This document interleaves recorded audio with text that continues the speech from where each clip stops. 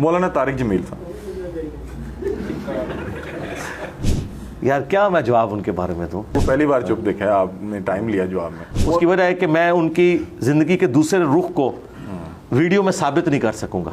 अच्छा हाँ। मतलब कि आपको पता है मोहम्मद अली मिर्जा दलेर आदमी है, ना के रख चढ़दा है बंदे दी, कोई नहीं डरता किसी को। मैं तो एक शादी बड़ी मुश्किल से गुजार रहा हूँ। बीवी सिर्फ इसमें खुश है कि आप दूसरी शादी ना करें, इससे बड़ी खुशी प्लेनेट अर्थ पे आप बीवी को कोई नहीं दे सकता।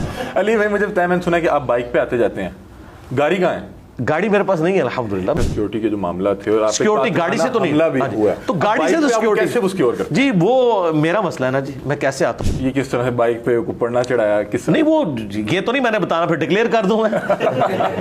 जब एक कानून के अंडर आप आते हैं और आपकी गिरफ्तारी ड्यू होती है तो आपको गिरफ्तारी देनी चाहिए। अच्छा पर्सनल लाइफ के मुतालिक बताएं, आपका लाइफस्टाइल क्या है? किस उम्र में शादी हुई और कितनी शादियां अक्सर मुफ्ती की 2 3 4? यार मैं तो एक शादी बड़ी मुश्किल से गुजार रहा हूँ। उसकी वजह यह है कि जो बंदा दीन के काम के लिए वक्फ होता है उसकी अपनी मसरूफियात होती है।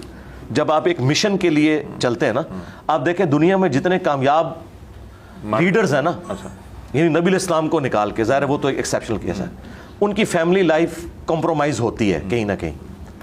मैं तो अल्लाह का शुक्र है कि पूरी कोशिश करता हूँ कि कंप्रोमाइज़ ना हो। तो भाई एक बीवी के साथ भी वक्त गुजारना जब आप एक मिशन के लिए काम कर रहे हैं और बच्चों की तरबियत करना, ये बहुत मुश्किल काम है। ये पता नहीं किस तरह इन्होंने तो बस इनके तो पास तो और बड़े नहीं, लेकिन हमने अक्सर एक हमारा रवायती मुफ्ती या आलिम या एक इल्मी अदबी शख्सियत 2 3 4 और यार तारिक जमील साहब की भी एक है, गांधी साहब की भी एक है। अच्छा ठीक है, अगर यार एक बंदे की मिसाल देंगे ना आप, छोड़ देना यार, इस तरह तो ना करें। तो ये ज्यादातर लोगों की एक एक शादी है। साहिब औलाद भी हैं? हाँ जी अल्हम्दुलिल्लाह माशाल्लाह। 2 बेटियां 2 बेटे। अच्छा माशाल्लाह। कितना अर्सा हो गया आपकी शादी को? शादी को तो अब तो याद करना पड़ेगा, 17-18 साल हो चुके हैं। मुझे पता नहीं क्यों लग रहा है 2005 ही परेशान लग रहे हैं। भाभी के क्या आप क्या मतलब कि ठीक है, खुशहाल हैं? क्योंकि आप कह रहे हैं कि मैं एक से ही ना रजा हूं। ना वो मैं इस पॉइंट ऑफ व्यू से कह रहा था रजना कि आप अपने टाइम को नहीं मैनेज कर सकते।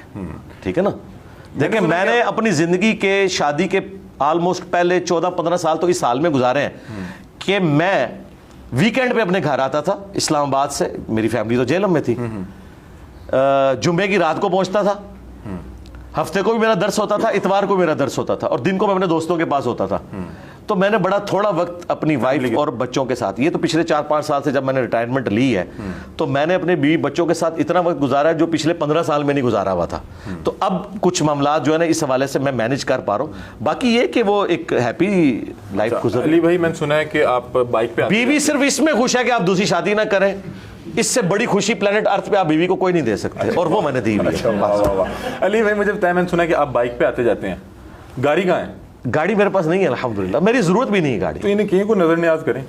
मुझे जरूरत नहीं ना, देखिए गाड़ी मेरी जरूरत नहीं है। मैंने अगर सफर भी करना है मैं ट्रेन पे कर लेता हूँ, या कोई बहुत क्रिटिकल कोई ऐसा सफर हो तो मैं टैक्सी किराए पे ले लेता हूँ। नहीं अली भाई यहाँ पे हमने देखा सिक्योरिटी के जो मामला थे और सिक्योरिटी गाड़ी से तो नहीं हुआ, तो गाड़ी से तो सिक्योरिटी जी वो मेरा मसला है ना जी, मैं कैसे आता हूँ? मेरी कोई डिक्लेयर्ड मूवमेंट तो नहीं होती गाड़ियों पे, और सिक्योरिटी गार्ड्स के जरिए तो आपकी डिक्लेयर्ड मूवमेंट होती है, वो तो आप खुद वनरेबल होते हैं। मेरी तो अनडिक्लेयर्ड मूवमेंट है। ये किस तरह से बाइक पे ऊपर ना चढ़ाया किस? नहीं वो ये तो नहीं मैंने बताना, फिर डिक्लेयर कर दूं मैं। चले इंटरव्यू इख्तिताम करते हैं। मैं लास्ट में कुछ नाम लूंगा, आपकी जो भी राय हो, कोई जो भी लफ्ज आपके ज़हन में, यानी राय आप किस पॉइंट ऑफ व्यू से, जो आपके जहन में आए उस पर्सनैलिटी के मतलब। देखिए वो हर पर्सनैलिटी का मुख्तलिफ रुख होते हैं। आप अगर दीन के पॉइंट ऑफ व्यू से पूछेंगे तो डिफरेंट पाकिस्तान की नामवर शख्सियात होंगी। इमरान खान, क्या मैं उनके बारे में कुछ भी कोई एक लफ्ज जो आपके जहन में आता हो? एक लफ्ज मैं फिर बोलूंगा तो आपका कैमरा हजम नहीं करेगा। नहीं आप बोलें। उनके कोलो फेल में तजाद है। ये आपने पहले भी बोला था। हाँ जी।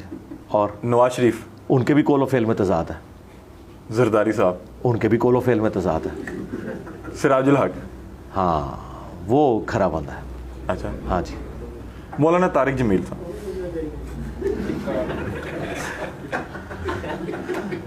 अपना जवाब रिपीट करेंगे?